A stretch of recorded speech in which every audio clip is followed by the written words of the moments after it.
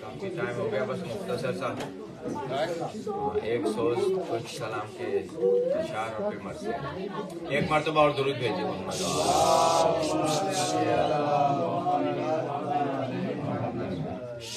بیٹھ جاؤ.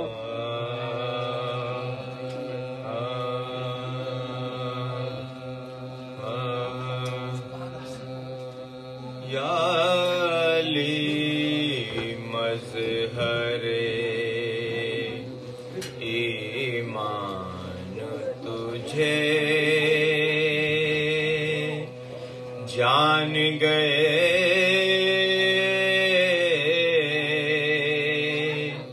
یا علی مظہر ایمان تجھے جان گئے،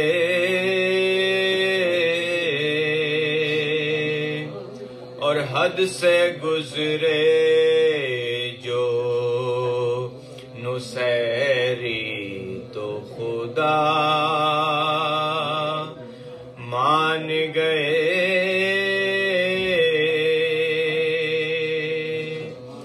اور لاکھ ڈالے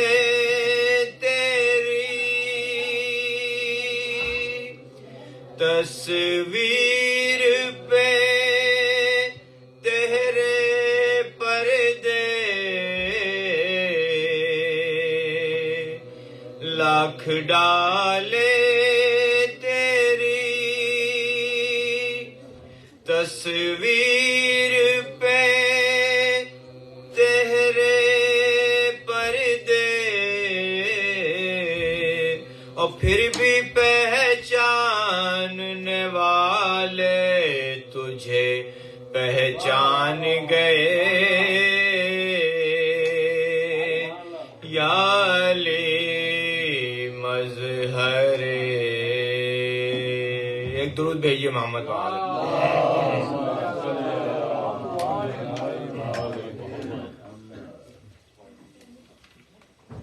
ایک مرتبہ اور درود بھیجو.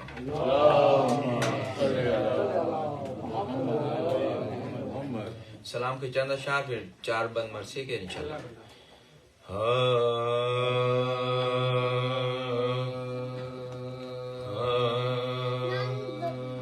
جہاں میں سلسلہ چشم تر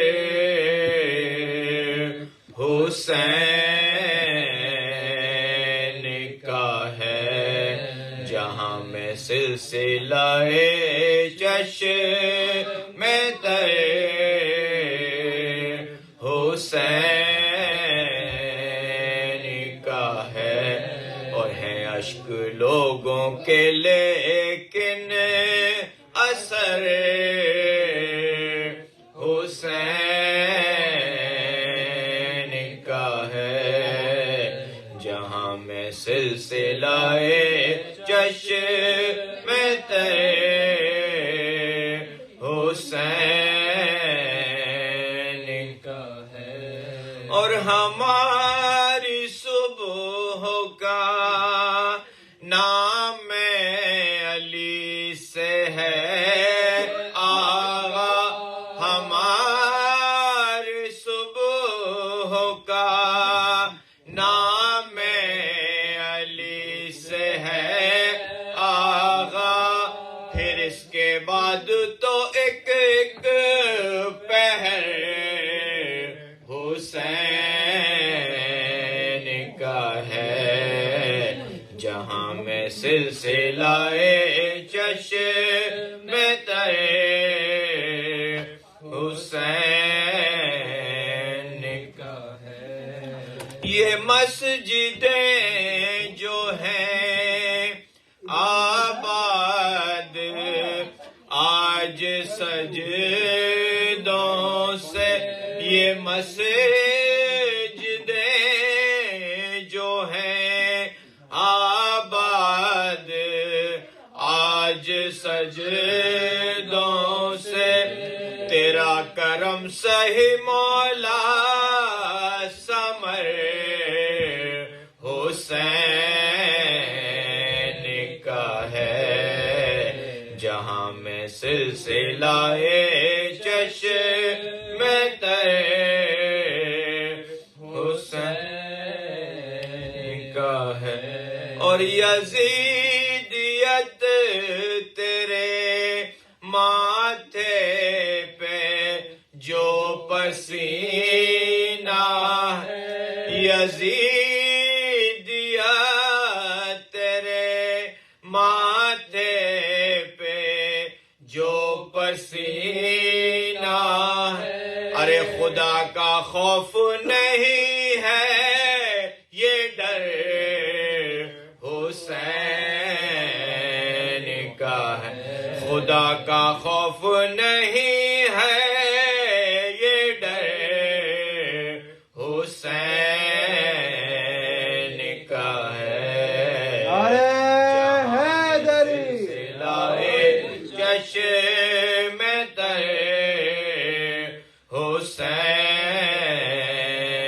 کا ہے، اور ہے جچ رہی مجھے اپنے لیے یہی تقسیم ہے، جچ رہی مجھے اپنے لیے یہی تقسیم، یہ دل علی کا ہوا اور یہ سر حسین کا ہے، جہاں میں سلسلہ چشم تر حسین کا، اور آخری شعر ہے، انہوں نے پھر بھی محمد سمجھ کے مارا اسے، انہوں نے پھر بھی محمد سمجھ کے مارا اسے، اگرچہ ان کو پتا تھا پسر حسین کا ہے، اگرچہ ان کو پتا تھا پسر حسین کا ہے، جہاں میں سلسلہ چشم تر، درود بھیجیے محمد و آل محمد، اللہم صلی اللہ علیہ وسلم۔ فاتحہ۔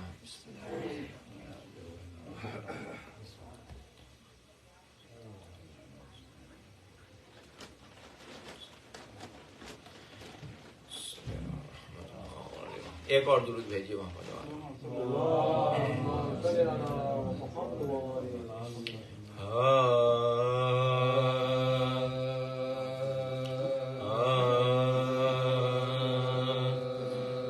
دنیا سے جب گزر گئی زہرا جگر فغان، چلائی سر کو پیٹ کے زینب کے میں نساء، بن آپ کے ملے گا ہمیں کس طرح کر، اب کون ہے ہمارا بجو شاہ ذوالفقار، اب کون ہے ہمارا بجو شاہ ذوالفقار، رنجو علام میں غم کی گھٹا دل پہ چھائے، ہم لٹ گئے رسول خدا کی دہائی، ہم لٹ گئے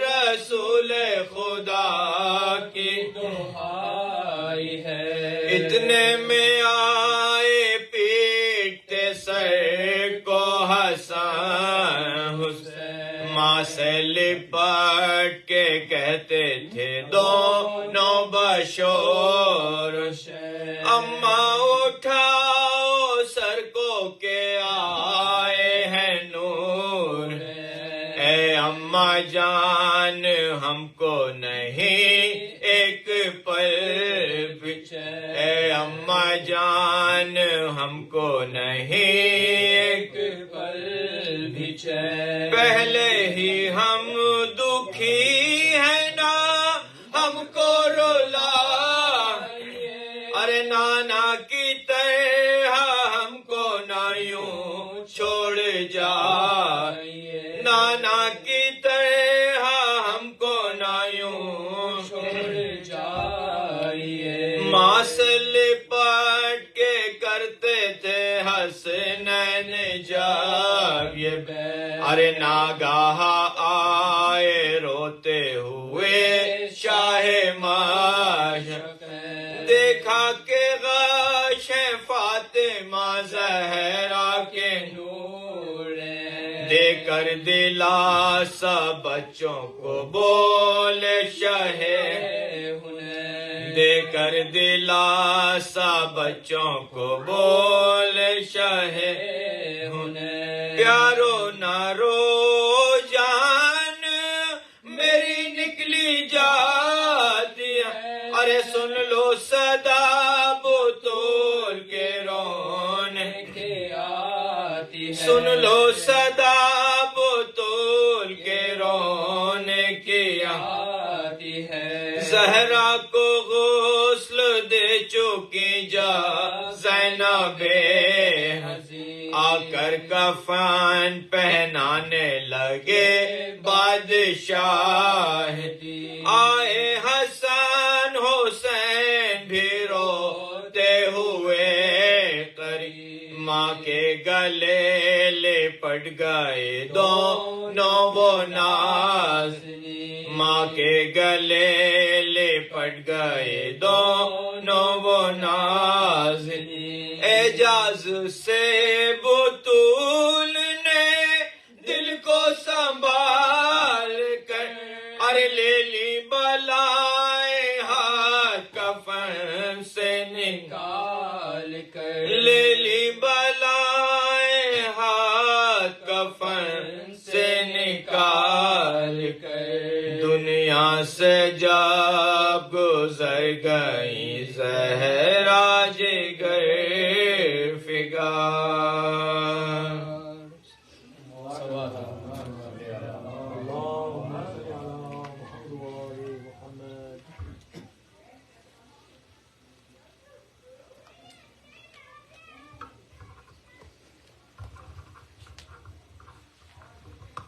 یہ جناب حسن جعفری بھائی مرثیہ اور سلام پڑھ رہے تھے، ایک بلند ترین صلوات ان کی توفیقات کے لیے پڑھ دیجئے۔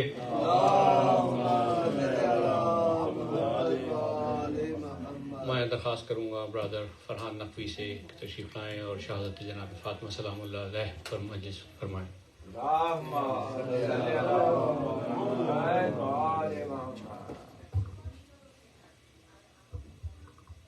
دیگر صلوات، اللهم صل على محمد وآل محمد، ایک مرتبہ اور صلوات، اللهم صل على محمد وآل محمد۔ بسم اللہ الرحمن الرحیم، رب اشرح لي صدری ویسر لي امری واحلل عقدۃ من لسانی یفقہوا قولی۔ تمام مرحومین اور جو در زینب کے لیے ساتھ جس بھی طریقے سے ہیلپ کرتے رہے ان سب کے مرحومین کے لیے ایک بار سورہ فاتحہ۔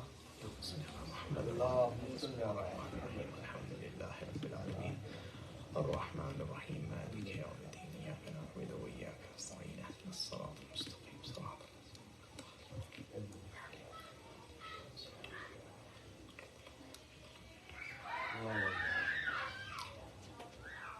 اعوذ باللہ من الشیطان اللعین الرجیم، بسم اللہ الرحمن الرحیم، الحمد للہ الملک الحق المبین، اللہم صلی وسلم وزد وبارک علی النبی الامی العربی الحاشمی القرشی المکی المدنی، صاحب الوقار والسکینہ المدفون بالمدینہ العبد المعید ورسول المسدد المصطفى الامجد المحمود الاحمد ابی القاسم محمد اللهم صل على محمد وآل محمد وأهل بيته الطيبين الطاهرين المعصومين المظلومين. أما بعد فقد قال الله سبحانه وتعالى في محكم كتاب مبين. بسم الله الرحمن الرحيم. الذين يحملون العرش ومن حوله يسبحون بحمد ربهم ويؤمنون به ويستغفرون للذين آمنوا صلوات اللهم صل على محمد وآل محمد. اللہ تعالیٰ سورہ الغافر کی 7ویں آیت میں ارشاد فرماتا ہے کہ وہ جو عرش کو اٹھائے ہوئے ہیں اور جو اس کے گرد ہیں اپنے رب کی تسبیح کرتے ہیں اور اس پر ایمان رکھتے ہیں اور مومنوں کے لیے مغفرت طلب کرتے رہتے ہیں. ایک بار پھر صلوات پڑھ دیجیے. محمد وآل محمد. یہ آیت اگر آپ قرآن مجید میں جنرل سرچ کریں سورہ غافر کی آیت نمبر 7 تو اس آیت کی ٹرانسلیشن میجورٹی ٹرانسلیشنز میں ملے گی فرشتے. لیکن ایک چیز ابھی ڈاکٹر عاطم نے کی اور اس سے میں کنیکٹ کروں گا کہ اب آپ کو روایتیں کوئی نظر آئیں جو قرآن مجید کی مطابقت کے ساتھ ہوں تو اس میں اس کی آتھینٹسٹی زیادہ ہو جاتی ہے. جیسے کہ ڈاکٹر حاتم نے اپنی تقریر میں اپنی اسپیچ میں مجلس میں جو آیتوں کا اظہار کیا اور ذکر کیا وہ آیتیں اگر آپ انڈیویجولی پڑھیں تو لگتا ہے کہ یہ کیوں بات ہو رہی ہے, قیامت کے دن کی بات ہو رہی ہے, کس کے بارے میں بات ہوگی. لیکن جب اسے اس حدیث قدسی کے ساتھ ملا کے پڑھیں تو آپ کو پتہ چلتا ہے کہ ہاں اصل میں کون لوگ ہیں, کیسے یہ انفولڈ ہو رہا ہے. تو جو روایتیں ہیں وہ اگر تو قرآن مجید کے ساتھ مطابقت رکھتی ہیں تو وہ اسے آتھینٹیکیٹ کر دیتی ہیں. قرآن مجید کو نہیں, روایتوں کو آتھینٹیکیٹ کر دیتا ہے اس کا مطابقت ہونا. تو ایک تو میں اس بات کے اوپر بات کرنا چاہتا ہوں کہ کس طرح, جیسے پچھلے جمعے میں بھی بات کی کہ روایتوں کو اور حدیثوں کو گڑھا گیا, بدلا گیا, اسی طرح ٹرانسلیشن میں کس طرح لوگوں نے کنفیوژن پیدا کرنے کی کوشش کی. دوسری بات یہ کہ اگر ہم لوگوں کو ایک سوال پیدا ہوتا ہے اور بچوں کو اور ہر کسی کو, یوتھ کو یہ سوال کرنا چاہیے چاہے بڑا ہو جو بھی ہو, کہ ہمیں کیا ضرورت ہے کہ بی بی کی شہادت کو ہم یاد کریں. حیدر مہدی بھائی سے بات ہو رہی تھی, کچھ لوگ آج کل یہ سوال اٹھاتے ہیں کہ 45 دن کی, 75 دن کی, 95 دن کی روایت, 3 روایتیں کیوں ہیں, ایام فاطمیہ کیوں ہیں, اور اس سے کیا فائدہ. ایک دن مجلس کر لیں, سارے مراجع اکٹھے ہو جائیں, ایک چیز کے اوپر اگری کر لیں, ایک دن مجلس ہو جائے. روزانہ مجالس, متواتر مجالس بی بی کرنے کی کیا ضرورت ہے. یہاں پہ یہ سوال پیدا ہوتا ہے کہ مجالس کرنا امپورٹنٹ ہے یا اس امر کو زندہ کرنا امپورٹنٹ ہے. جو امر اس طرح سے کنفیوز کیا گیا روایتوں کے ذریعے, حدیثوں کے ذریعے, کہ لوگوں کے اندر یہ سوال پیدا ہونے لگے کہ ہم اپنے اعمال کرتے ہیں, ہم نماز پڑھتے ہیں, ہم روزہ رکھتے ہیں, ہم حج پہ جاتے ہیں, ہم زکوٰۃ دیتے ہیں, ہم جو کام ہے کرتے ہیں, اس کا ہماری بی بی کی مجلس سے کیا تعلق, یا ان کے ساتھ جو زیادتی ہوئی اسے یاد کرنے سے کیا تعلق ہے. یہ سوال ایک پیدا ہوتا ہے بنیادی جو لوگ کرتے ہیں کہ ہمیں کیا ضرورت. اور یہ سوال اس وجہ سے پیدا نہیں ہوتا کہ انسان خود سوچ رہا ہے, یہ سوال پیدا ہو رہا ہے. نہیں, شیطان آتا ہے اس وجہ سے کہ اس چیز سے دور کر دیا جائے کہ تاکہ کنفیوژن پیدا کی جائے, تاکہ کسی طریقے سے لوگ اس راستے سے دور ہو جائیں. تو یہ دوسرا ٹاپک ہے جس کو میں بریفلی ٹچ کرنا چاہتا ہوں. ایک بار صلوات پڑھ دیجئے. محمد وآل محمد, محمد وآل محمد. تو سورہ غافر کی جو 7ویں آیت ہے جس میں اللہ تعالیٰ ارشاد فرماتا ہے کہ وہ جو عرش کے ساتھ ہیں اور عرش کو اٹھائے ہوئے ہیں وہ مومنوں کے لیے استغفار کرتے رہتے ہیں. اب اگر آپ اس میں شیعہ تشریح اور تعویل میں جائیں اور اس کے بارے میں، اس آیت کے بارے میں پڑھیں، تو متواتر ملٹیپل جگہ پہ مختلف اماموں سے یہ ملے گا کہ جس کے لیے استغفار کی جا رہی ہے مومنوں کے لیے، وہ عام مومن نہیں ہے. وہ اماموں نے کہا کہ وہ تم لوگ ہو ہمارے شیعہ. تو جو فرشتے جن کے لیے استغفار کر رہے ہیں وہ شیعہ ہیں. جو ساتھ میں آسمان پہ ہیں اس میں عرش کے پاس وہ دو ہیں. ایک تو انوار محمد و آل محمد جو سب سے بلند ہے، اس کے بعد فرشتے ہیں. تو فرشتے دعا کرتے ہیں، استغفار کرتے ہیں، انوار محمد و آل محمد اوپر ہیں. یہی چیز بلایا فیملی اکیڈمی میں ڈاکٹر حاتم بیان کر رہے ہیں کہ کریشن سٹارٹ کیسے ہوئی. جب اللہ تعالیٰ نے پہلا خلق کی تو پہلی چیز کیا خلق کی؟ نور محمد صلی اللہ علیہ وآلہ وسلم، صلی اللہ محمد و آل محمد. اور نور محمد صلی اللہ علیہ وآلہ وسلم سے امام علی کا نور، اور امام علی اور رسول اللہ کے نور سے حضرت فاطمہ زہرا کا نور، اور ان تینوں کے نور سے 11 اماموں کا نور، اور امام حسن اور امام حسین جو ڈائریکٹلی حضرت فاطمہ زہرا سے ہیں، وہ 5 جو تھے وہ خمسۃ الاشباح یعنی کہ 5 گوسٹ انہیں کہا جاتا تھا. خمسۃ الاشباح یعنی لوگوں کو پتہ نہیں کیا ہے. ان کے نور عرش کے پاس تھے، ان کے نور نظر آتے تھے. اسی وجہ سے تمام جو عالین کا ورڈ یوز ہوا ہے سورہ صاد میں کہ فرشتوں کو حکم تھا کہ آدم علیہ السلام کو سجدہ کریں. شیطان اور ابلیس اور وہاں کے تمام جن جتنے بھی لوگ تھے ان سب کو حکم تھا کہ حضرت آدم علیہ السلام کو سجدہ کریں. ورس 75 سورہ صاد میں ہے کہ شیطان نے جب منع کر دیا تو کہا کیا تم متکبر ہو گئے یا العالین میں سے ہو گئے، کہ کچھ تھے جن کو حکم نہیں تھا. اور یہ وہی ہیں جو سورہ غافر میں ہو رہا ہے کہ کوئی ہے جو عرش کے ارد گرد ہے. پھر یہاں پہ کتاب سلیم بن قیس میں رسول اللہ صلی اللہ علیہ وآلہ وسلم سے اللہم صلی علی محمد وآل محمد ایک روایت ہے امام علی کے تھرو کہ امام علی علیہ السلام نے مسجد میں رسول اللہ سے کہا کہ آپ لوگوں کو میرا اور اپنا تعلق بتائیں.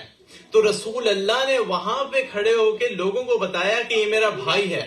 بھائی صرف نہیں، اس کا اور میرا نور اس وقت خلق ہوا تھا جب دنیا اور زمین اور آسمان اور خلائق میں کچھ بھی نہیں تھا، اس سے بھی ہزاروں سال پہلے. اور ہم لوگ عبادت کرتے رہتے تھے اور ہماری تسبیح سے فرشتوں نے تسبیح سیکھی. اور اس کے اور اللہ کے درمیان کوئی پردہ نہیں جائے اس کے کہ یہ خود پردہ ہے اللہ اور مخلوق کے درمیان. یہ میرا بھائی جنت اور دوزخ کو بانٹنے والا ہے، یہ میرا بھائی حق اور باطل کو بانٹنے والا ہے. اس کی محبت سے اعمال قبول ہوں گے، اس کی نفرت میں اعمال قبول نہیں ہوں گے. اب یہاں پہ جب یہ سوال، جب رسول اللہ نے یہ بات کہی تو ہمیں اس کو کنیکٹ کریں سورہ غافر کی ورس 7 سے کہ کوئی ہے عرش کے ارد گرد. سورہ صاد میں العالین سے تو آپ کو پتا چلے گا کہ وہ روایت جو رسول اللہ سے منقول ہے وہ صحیح ہے کیونکہ قرآن مجید میں یہ بات آئی ہے. پھر اسی کے ساتھ ایک اور روایت، جلدی آگے گزروں گا، کہ حضرت ابو ذر سے پوچھا گیا سلیم نے کہ اگر آپ مجھے کوئی ایسی روایت بتائیں امام علی کے بارے میں کہ جس سے میری معرفت میں اضافہ ہو. تو انہوں نے کہا کہ سنو، ایسی روایت سنو کہ جس سے تمہاری معرفت میں اضافہ ہو، اور وہ روایت یہ ہے کہ عرش کے ارد گرد فرشتے ہیں. اور انہوں نے نمبر لیا 90 کا. ہو سکتا ہے 90 سے مراد 90,000 ہو، 90 کروڑ ہو، کیا پتا کتنے فرشتے اللہ تعالیٰ کی قدرت میں ہیں. لیکن فرشتے ہیں جن کا کام نہ عبادت کرنا ہے، نہ استغفار کرنا ہے اپنے لیے، نہ اللہ تعالیٰ کی حمد و تسبیح کرنا ہے. ان کا کام صرف یہ ہے کہ شیعان علی کے لیے استغفار کرتے رہیں. اب اس سے اگر سورہ غافر کی 7ویں آیت کو ملائیں کہ کچھ فرشتے ہیں کوئی حاملان عرش ہیں جو ارد گرد ہیں عرش کے، جو مومنوں کے لیے استغفار کرتے رہتے ہیں. تو یہ روایت اس آیت کو سپورٹ کرتی ہے کہ فرشتے ہیں جو شیعوں کے لیے استغفار کرتے رہتے ہیں. صلوات پڑھ دیجئے محمد و آل محمد. اللهم صل على محمد و آل محمد. يا حيدري. اب یہاں پہ یہ سوال ضرور پیدا ہوتا ہے کہ شیعہ ہونا اور اس کے لیے کیا کرائیٹیریاز ہیں، اور وہ بہت سے جو ہے نا ڈیفینیشنز اور اسپیچز اور بہت سی ہیں، تو اس میں میں نہیں جاؤں گا. لیکن یہ سوال کہ کیا حضرت فاطمہ زہرا کے ساتھ جو ہوا اس کا کوئی تعلق ہے ہمارے اعمال پہ، ہماری آخرت پہ؟ کیا ہمارا عقیدہ کہ جو ان کے ساتھ ہوا اور ہم اسے کس طرح بیہیو کرتے ہیں، کس طرح ریئیکٹ کرتے ہیں، کیا وہ ہمارے اخلاق، اعمال اور ان کی قبولیت اور آخرت میں ہمارے اوپر اس کا کوئی امپیکٹ ہوگا؟ تو اس سوال کو ذرا غور سے سننے کے لیے، سوچنے کے لیے آپ کو یہ سوچنا چاہیے کہ ایک تو پہلی بات یہ کہ حضرت فاطمہ زہرا، جو ان کے تمام فضائل ڈاکٹر حاتم نے بیان کیے، جو پہلے ڈسکشن ہوتی رہی ہیں چیزوں پہ، کہ وہ عام خلق نہیں تھی، وہ نور کی مخلوق تھی، حورہ انسیہ تھی، اور وہ تمام باتیں میں ان میں نہیں جاؤں گا. صرف چند پوائنٹ بیسک آدمی کے لیے، جو کہ ایک سمپل آدمی ہو، جسے اس بات پہ نہیں پتا کہ کیا، میں کوئی آئے میرے پاس اور کہے کہ فرحان یہ بتائیے کہ حضرت فاطمہ زہرا کا کیا لیول ہے، تو دوسرا آدمی کہے گا کہ وہ نور ہیں، وہ مخلوق ہیں آسمان کی، وہ اللہ تعالیٰ کی اسپیشل کریشن ہے، تو وہ کہے گا میں تو اس بات پہ بلیو ہی نہیں کرتا ہوں. تو اس کے اوپر ہمیں یہ دیکھنا چاہیے کہ عام انسان کو کیا چیز سمجھ آتی ہے. تو پہلی بات یہ کہ حضرت فاطمہ زہرا شہید ہیں یا نہیں، کیونکہ کچھ بھی ہو، جتنی بھی روایتیں ہوں، چاہے غیر شیعوں کے ہاں، شیعوں کے اندر تو ہے ہی کہ وہ 45 سے 95 دن کے اندر شہادت ہو گئی. جوان عورت 18 سال کی، 4 بچوں کی ماں، 3 مہینے کے عرصے میں شہید ہو جائے، انتقال ہو جائے، تو لوگ پوچھیں گے کہ کیا ہوا. اور کل ہم نے بہت ڈیٹیل ڈسکشن کی کہ کیا کیا وجوہات ہیں، ان میں نہیں جاؤں گا. لیکن اگر شہید ہیں تو شہادت کے بعد اللہ تعالیٰ نے قرآن مجید میں کہا ہے کہ شہید کو مردہ نہ کہو، شہید کو رزق ملتا ہے. اور رزق کیا ہے؟ آپ کی آنکھیں، آپ کی بات سننا، آپ سے بات کرنا، آپ کی ابیلٹیز دنیا میں جتنی بھی ہیں، یہ بھی اللہ تعالیٰ کی طرف سے رزق ہے. تو اگر وہ شہید ہیں، جو کہ ہیں، تو انہیں اللہ تعالیٰ کی سے رزق مل رہا ہے، انہیں مردہ نہیں کہہ سکتے. تو وہ زندہ ہیں اور ہمیں دیکھ رہے ہیں، اور تمام 14 معصومین زندہ ہیں اور وہ ہمیں دیکھ رہے ہیں ہمارے اعمال. تو پہلی تو یہ بات ہو گئی. دوسری بات یہ کہ جب قیامت کا دن ہے تو رسول اللہ کی روایت ہے کہ قیامت کے دن کوئی انسان اپنے اعمال کی وجہ سے جنت میں نہیں جا سکتا، صرف رحمت خدا ہوگی تو جنت میں جائے گا. اور ہم جتنے اعمال کرتے ہیں یہ اس وجہ سے کرتے ہیں کہ ہم کسی طرح سے رحمت الہی اپنے پاس لے لیں، کیونکہ اللہ تعالیٰ نے کہا ہے کہ میں نے رحمت للعالمین بنا کے حضرت رسول اللہ کو بھیجا ہے. تو جب تک رحمت نہیں ہوگی اللہ تعالیٰ کی، آدمی جنت میں نہیں جا سکتا.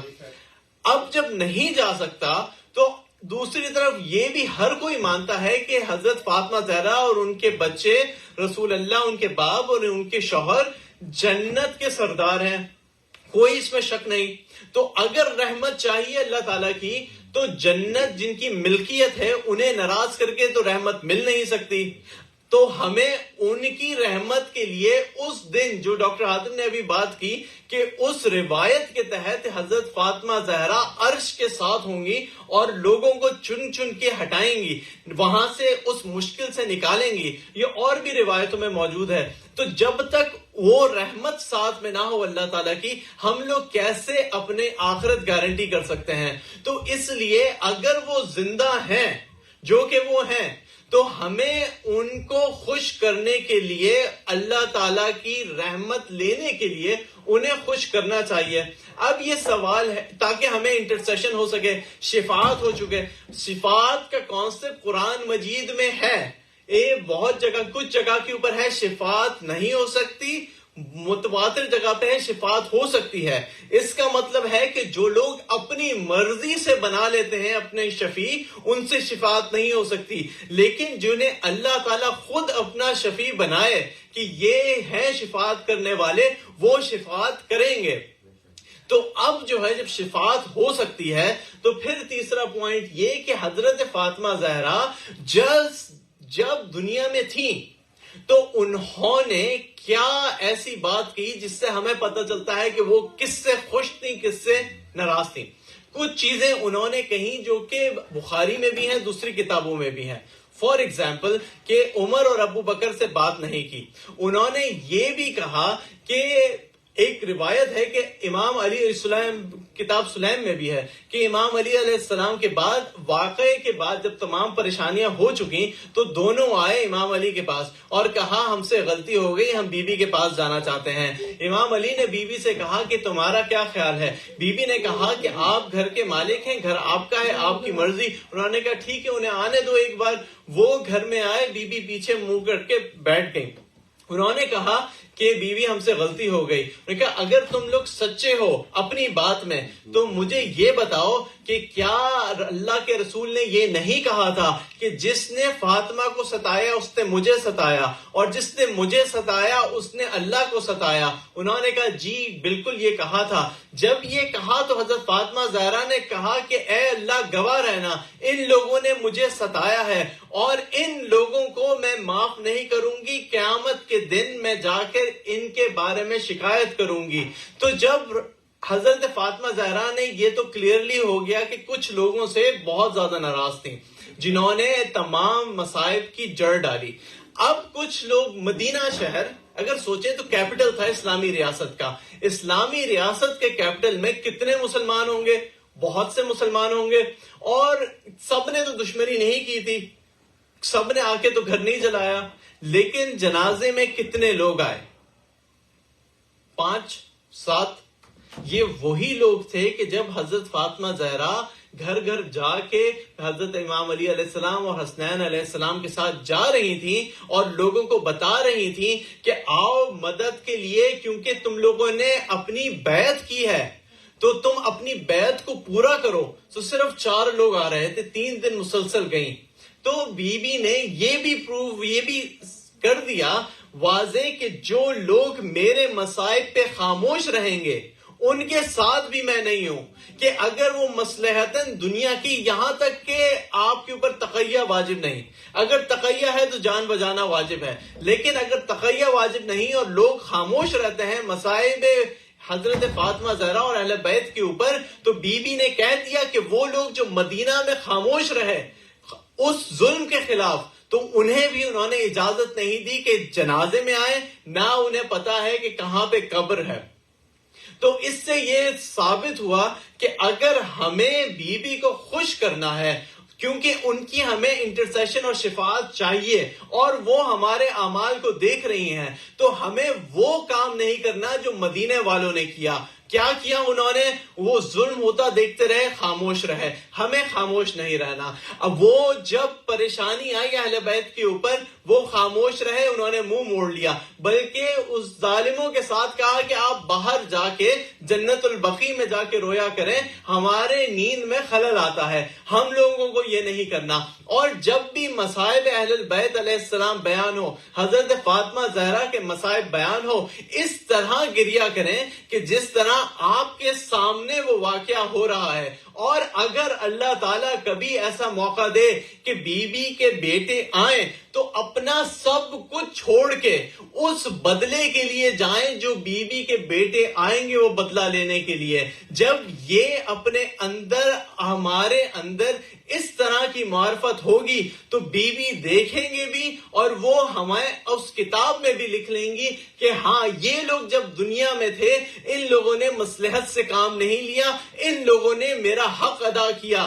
کیونکہ جب وہ زمانہ تھا اس مدینے میں کہ اگر آپ لوگ تصور کریں کہ اس مدینے میں جہاں پہ رسول اللہ کا ابھی انتقال ہوا ہے, لوگ جا کے سقیفہ میں اس حق کو غصب کر رہے ہیں. جب ایک بار حق غصب ہو گیا تو پھر وہ لوگ آتے ہیں. پہلا کام انہوں نے تھوڑی دیر بعد کیا کہ فدق کو جب غصب کیا تو بی بی کو جانا پڑا اپنے اس کے کورٹ میں, وہاں پہ جہاں پہ ابو بکر اور عمر اور باقی سب لوگ تھے.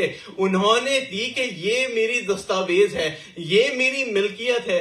آپ کو ایک واقعہ بتاتا ہوں. یہ واقعہ میں نے ناصر عباس صاحب کی مجلس میں پڑھا اور سنا, بہت ہی امپیکٹفل واقعہ ہے. ناصر عباس صاحب کہتے ہیں کہ میں نے ایک لسٹ بنائی ہے کہ جہاں جہاں میں جاتا ہوں اور لوگ شیعہ کیوں ہوئے, تو میجورٹی جو لوگ کہتے ہیں کہ شیعہ کیوں ہوئے, وہ اس وجہ سے شیعہ ہوئے کہ بی بی کو آنا پڑا دربار میں اور دربار میں آ کے حق مانگا اور حق نہیں ملا. تو وہ انہوں نے کہا کہ ایک جگہ گئے تھے بھاولپور کے پاس, ایک شخص نے آ کے کہا کہ میں, وہ اپنے چودھری تھا 7 گاؤں کا, وہاں پہ وہ کھانا لوگ کھا رہے تھے, تو ایک ملنگ ساتھ بیٹھا تھا, شیعہ تھا. تو اس کے پاس دوسرا آدمی آیا, دوسرے آدمی نے کہا کہ دیکھیے شیعہ صحیح لوگ نہیں ہوتے, انہیں اپنے ساتھ نہیں بٹھایا کریں. تو اس ملنگ نے کہا ان سے پوچھ کیا بی بی دربار میں گئی تھی اور خالیات آئی یا نہیں آئی. انہوں نے پوچھا کہ خالیات آئی یا نہیں آئی. انہوں نے, ایک آدمی نے کہا جی آئی. انہوں نے کہا میں اسی وقت شیعہ ہوتا ہوں. انہوں نے کہا اتنی جلدی کیسے شیعہ ہو گئے آپ؟ انہوں نے کہا میں 7 گاؤں کا مالک ہوں, 7 گاؤں کا چودھری ہوں.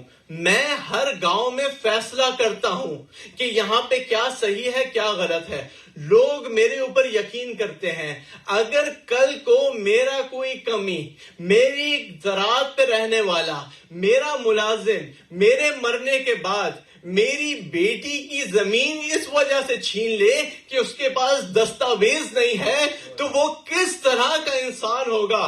یہ رسول اللہ پوری دنیا اسلام کے انصاف کرنے والے تھے. انہوں نے اپنی دستاویز دی بی بی جو کہ جنت کی عورتوں کی سردار ہے, جن کے بارے میں یہ آیت ہے کہ انما یرید اللہ لیذھب عنکم الرجس اہل البیت, یعنی کہ کوئی گناہ برائی ان کے پاس نہیں آ سکتی. یہ مسلمان سنتے رہے, مسلمان جانتے تھے, عربی ہم سے بہتر جانتے تھے, عربی اسلام سپوزڈلی کمپینین تھے, صحابہ تھے, لیکن دستاویز لے کے کہا اپنے گواہ لے کے آؤ. گواہ دیے تو کہا یہ تمہارا شوہر ہے, اور گواہ کہاں ہے؟ پھر دستاویز کو ایک روایت ملتا ہے کہ پھاڑ دیا. بی بی اس دستاویز کو چنتی رہی. آپ سوچے بی بی اپنے بابا کی دستاویز کو, اس کے کاغذ کے ٹکڑے اٹھا رہی ہے.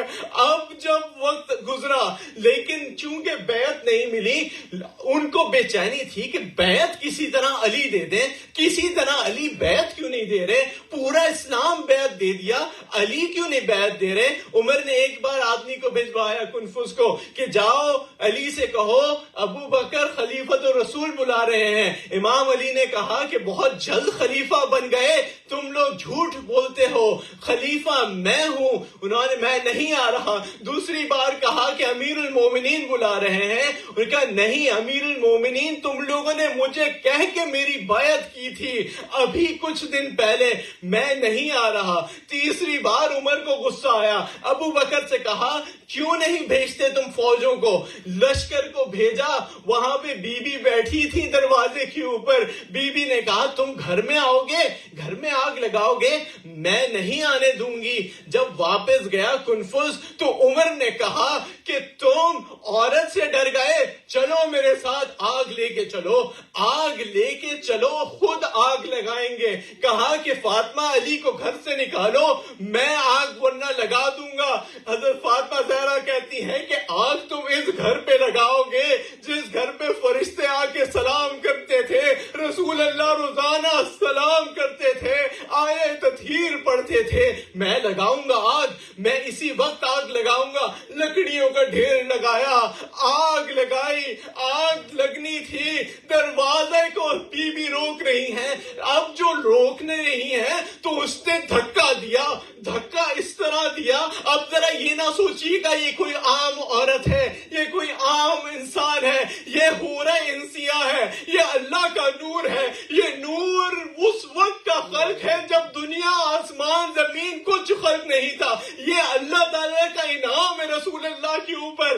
یہ انعام دروازہ روک رہے ہیں, کسی طرح امامت رک جائے, امامت کے اوپر مشکل وقت نہ آئے. اس نے دھکا دیا, جوتے سے پاؤں ٹھو کر ماری. بی بی دروازے اور دیوار کے بیچ میں آ گئی. دروازے اور دیوار کے بیچ میں آنا تھا, صرف دروازہ نہیں تھا. اگر دروازہ ہوتا تو ایک بات, دروازے کے اندر ایک کیل بھی تھی اور کیلیں تھی. ایک کیل ان کی شکم میں لگی, حضرت محسن ساقط ہو گئے, خون جاری ہوا. وہاں پہ حضرت بی بی نے روکنے کی کوشش کی کہ امام علی تک نہ روکے, نہ جانے پائے, تو بی بی کو تماچا مارا. تماچا صرف نہیں مارا, اللہ تعالیٰ کی بزرگی کو زمین پہ ڈالا. پھر امام علی آئے, امام علی نے اس کو مزاحمت کی. تھوڑی دیر میں اور فوجیں آ گئی. اب بی بی اپنے امام کو روکنے کے لیے اپنی پسلیاں ٹوٹی ہوئی لے کے جب وہاں دربار میں گئی تو دربار میں جا کے انہوں نے کہا کہ اے ابو بکر عمر, اس کو چھوڑ دو علی کو, ورنہ میں یہاں بد دعا کروں گی. لے کے واپس آ گئی. لیکن جیسے جیسے دن گزر رہے ہیں, ذرا سوچئے کہ بی بی اپنے سیدھے ہاتھ سے جس نے تسبیح بنائی تھی تسبیح نہیں پڑھ سکتی.